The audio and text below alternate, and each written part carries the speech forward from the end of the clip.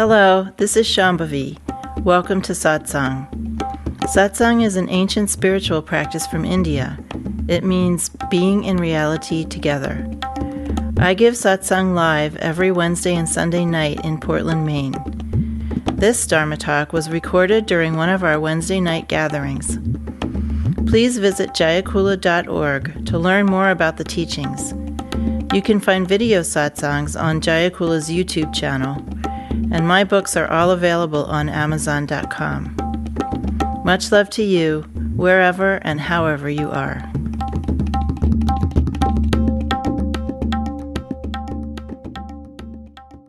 When you begin to have direct experiences of the fundamental nature of the self, of your own self, you begin to feel devotion. Period. There's no such thing as waking up without devotion, because every time you deepen your base in your own nature, devotion becomes more and more your condition. When you take a walk in nature and you're relaxed and you're enjoying it, there's something that happens that's, an ordinary mind kind of phenomenon related to devotion. You feel a sense of wonder. You feel a sense of tenderness toward the environment. Right. You feel a feeling of gladness.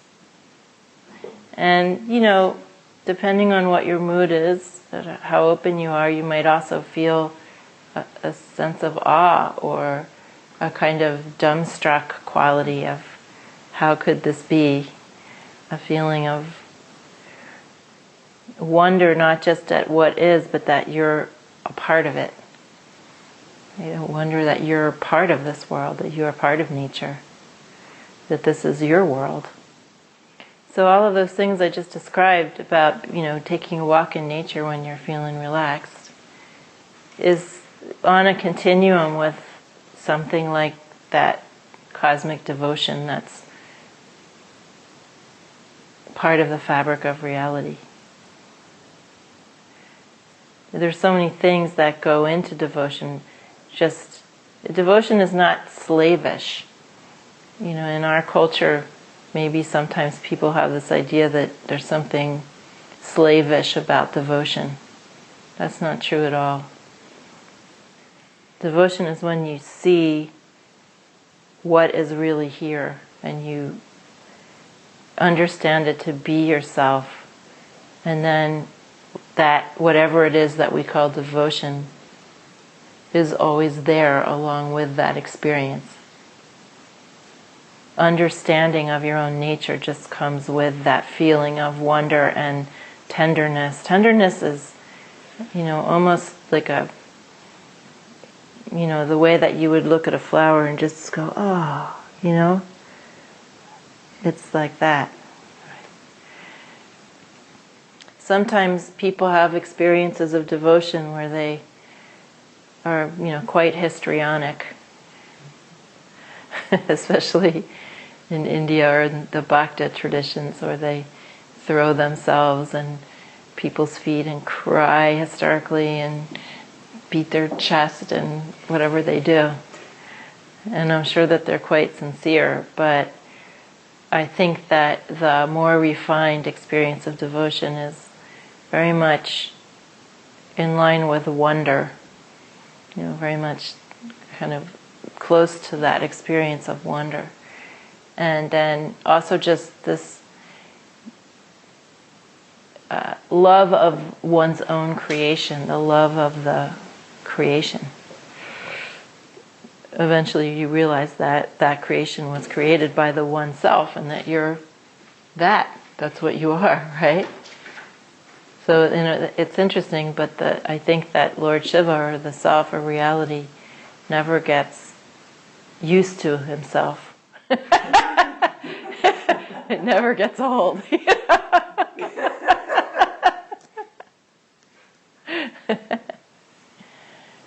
I was telling Bhairavi this morning that I didn't sleep much last night because this is going through some kind of deepening of my experience, and I was just doing some mantra and sitting there, and then I always see a lot of light, but last night it was really something other than just some light.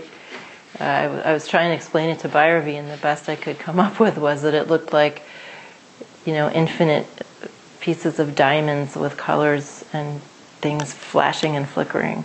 And I remember I was looking at my arm, and it was just made of this living diamond-like light color stuff. And that was everywhere, but particularly like looking at my arm and looking at some of the things on my altar, I was just seeing this. It was so pristine. Like I often see lights. I can see lights really anytime now, but this was just so pristine. It really had this diamond-like quality, and just this. It's really hard to describe. The quality of the light was. I don't know what to say about it, really. How we look into a computer screen, like a retina display, It's very, very sharp. This was like, 100 million retina display, exponential. I'm still feeling it today. I just feel like my whole body is kind of still feeling that, and like the top of my head has just been prickling like crazy all day long. When that is happening, when you're experiencing that, it comes along with this amazement. I think amazement is actually a better word. There is a definite relationship between devotion and amazement. It's this what you're amazed at. It's not like a well-built car or something. It's like reality itself, and it's living, and it's aware, and it's yourself, and it's the joy in recognizing that as one's own nature.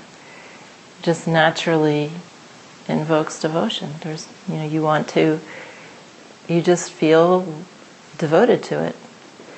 As Mark Dyskalski said when we were in India, knowledge equals devotion. That's the best formulation I've ever heard. Knowledge of the self equals devotion. You can't have one without the other. And I'm coming from a place where, I didn't really think anything much about devotion when I first started practicing. I wasn't like Artie. I wasn't a bhakta type. I thought about longing because I felt a lot of longing. But I didn't really think much about devotion. It just kind of crept up on me. In fact, I used to make fun of Swami Satyananda for turning from this hard-ass tantric yogi to this little squishy bhaktic guy. But now I get why that happened and why that happens so often.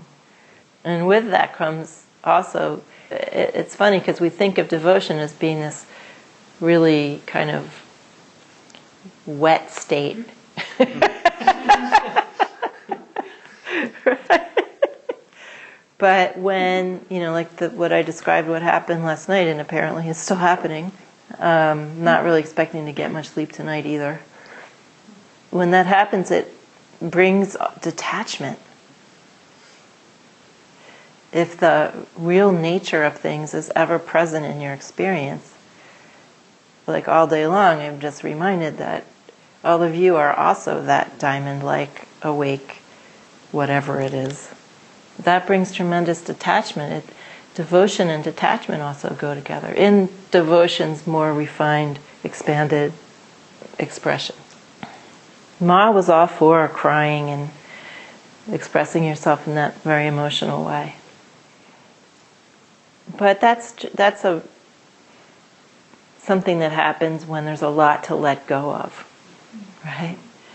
A lot needs to be let go of. That's a form of surrender that's relatively easy for people to get in touch with. And also that often comes with a great deal of attachment, for instance, to a teacher or a practice or a deity or something. That level of devotion, you're moving your attachments away from perhaps certain things, but then you're becoming very attached to whatever you're devoted to. I never really, well, I wouldn't say that. I have been very attached to my teachers, but this more refined aspect of devotion also comes with a great deal of detachment. Would you say it's objectless? Yeah, it's objectless. Well, it's for everything equally. You could say it's objectless. You could say it's for everything equally. You'd be saying the same thing, right? All day long I've just been looking at everything, and all I can think about is what I experienced last night, right? So my experience today is very different. Is that kind of like when you were talking about like unconditional love is loving everybody equally? Mm-hmm. Yeah. So many people like to say, I love somebody unconditionally, right? That proves that you should love me back. Unconditional love. It's like used as a weapon, right? But I love you unconditionally. You have to love me.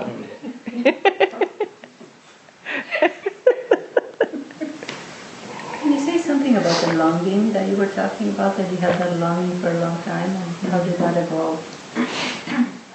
The first longing I was aware of was from pretty much the minute I became aware of anything, which was just the longing to get the fuck out of this prison of limitations. I felt that my whole life, in a very deep way. I'm making fun of it now, but the whole time I was growing up, I just knew that I was subject to all these limitations of view. I knew I just wasn't seeing all there was to be seen, or experiencing what one could experience, and it drove me wild. I was really upset about it, and felt a great deal of just longing to see things, to be able to experience things fully, and also to be able to express myself fully. I also felt very constrained in my self-expression. That was a terrible feeling. And then I felt, when I started doing practice, I just felt longing to be more aware. And then when Ma came into my life, just longing to be closer to Ma. That was, really deep experience of longing. But eventually I realized through practice that everything is just fine the way it is. And that all this longing, still feel it sometimes, but that everything is just happening. Everything is already answering me. Right? And I still get frustrated with my limitations, because it's just built into me in this lifetime. Like I said about the 3 bindus, they're pure wisdom, but it's like your karmas are like a glass with a pattern of some sort of stenciled pattern on it, and then the bindus are shining through that. So they're shining in the pattern of your karma. They're showing up for you uniquely. And the way that this is showing up in this lifetime, there's just a streak of frustration that's probably never going to go away. I don't know, maybe it will. But certainly that frustration with limitation is there. And the more I have an experience of waking up, the more I see what it is, the more I want more. But at the same time, I have definitely recognized that it's not all up to me. It doesn't, I do sadhana and I work as well as I can, but then I'm just one factor. Like a lot of it is in Ma's hands. What she thinks I'm ready to experience or see, right? It's not all up to me. Mm-hmm. So I've developed a lot of patience around that, and kind of realism about that I really just have to go along with nature, just being more realistic. So that has moderated the longing quite a bit. Like I don't feel it as that constant kind of keening anymore. But my experience is not going to be your experience. Mm-hmm. Right? Everybody is going to have their unique experience. So some people have yet to really fully discover their longing.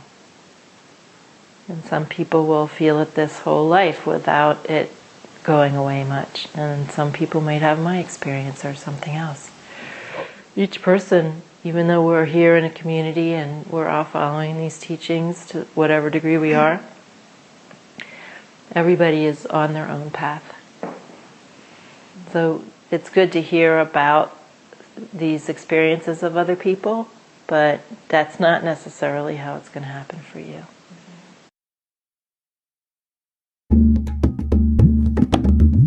Jayakula is a nonprofit community offering opportunities to learn and practice in the direct realization traditions of Trika Shaivism and Dzogchen. We are based in Portland, Maine and Portland, Oregon.